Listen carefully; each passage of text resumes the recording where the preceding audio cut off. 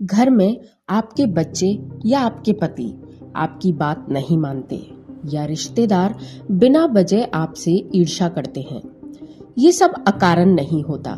इसके पीछे छुपे होते हैं हमारे पुराने जन्मों के गहरे राज। यही राज खोलती है राजा भोज और उनकी पत्नी की यह कथा। एक बार राजा भोज की पत्नी राजा भोज को नदी में स्नान करवा रही थी। दोनों आनंद का अनुभव कर रहे थे। भोज बार बार अपनी पत्नी से आग्रह करते कि और पानी डालो, और पानी डालो। इस पर उनकी पत्नी बड़े जोर जोर से हंसने लगी। राजा ने पूछा, तुम इतना क्यों हंस रही हो? इस पर रानी ने कहा, ये बताने की बात नहीं है।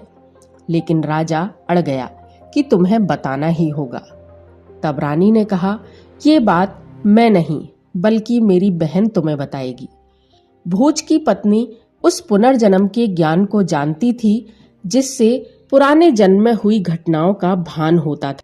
उसकी बहन भी इस ज्ञान से परिचित थी, पर क्योंकि इस ज्ञान का संसार के नातों से कोई संबंध नहीं होता, इसलिए कितना भी सगा हो, वह पति हो अथवा बेटा हो, उसको भी ज्ञान की यह बात नहीं बताई जाती, क्योंकि बताने पर ज्ञान नियम विरुद्ध हो जाने से चला जाता है।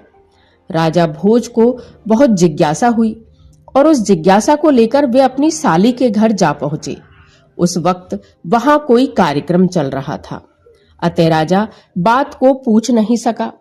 फिर फुर्सत मिलते ही राजा ने वही प्रश्न अपनी साली से दोहरा दिया और उसने कहा कि तुम्हारी बहन ने कहा है, बार बार पानी डालने की बात पर हंसने का गहरा रहस्य मेरी बहन बताएगी। तब राजा की साली ने कहा कि आज आधी रात को बच्चे को जन्म देते ही मेरी मृत्यु हो जाएगी। इसके 18 साल बाद मेरे पुत्र जिसका आज जन्म होगा, उसकी पत्नी ही तुम्हें यह राज बताएगी। राजा ने बहुत हठ किया, पर साली ने इससे ज्यादा बताने से इनकार कर दिया। ठीक वैसी ही घटना घटित हुई। पुत्र को जन्म देकर भोज की साली मर गई। राजा ने 18 साल तक इस प्रश्न का उत्तर जानने का बेसब्री से फिर इंतजार किया। आखिर वो दिन आ ही गया जब उस पुत्र का विवाह हुआ। राजा उसी बात के इंतजार में था। सो जैसे ही उसे साली की पुत्र वधू से मिलने का मौका मिला, उसने कहा, मैं 18 साल से इस समय का इंतजार कर रहा हूँ। और राजा भोज ने पूरी बात उस वधू को बता दी। वधू ने कहा, पहले तो आप यह बात न पूछो तो ही बेहतर है, क्योंकि पूछते ही आपको वैराग्य हो जाएगा।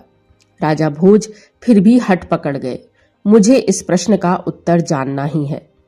तो वधू ने कहा, लेकिन इस बात का जिक्र कभी भी आप मेरे पति से नहीं करेंगे, अन्यथा वह गृहस्थ धर्म से विमुख हो जाएंगे।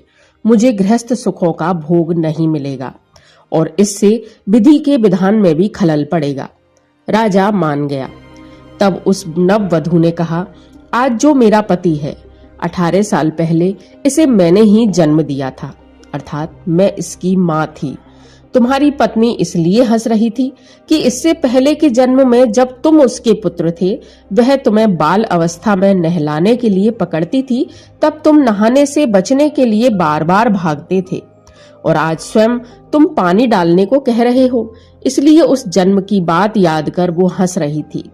उसने या मैंने उस समय तुम्हें यह बात इसलिए नहीं बताई कि वैसी युवा अवस्था में तुम उसे पत्नी मानने के धर्म से विमुख हो सके। यह बात सुनते ही राजा में गहरा वैराग्य जागृत हो गया। यही प्रभु की अजब लीला है, और यह है जीवन चक्र, रिश्तों के ऋण अनुबंध। जो आज आपका पुत्र बनकर आया है, वह किसी जन्म में आपके पिता, दादा या बड़े भाई के रिश्ते में था। वो अब आपके सामने कैसे झुक सकता है? आपके बहुत करीबी रिश्तेदार पिछले जन्म के दुश्मन हो सकते हैं, जो बिना कारण आपसे बैर रखते होंगे। ये जीवन उन गांठों को खोलने के लिए मिला है, तो उन बैर की गांठों को खोल डालिए और जीवन मुक्त हो जाइए। यही सिखाती है पुनर्जन्म की यह कथा।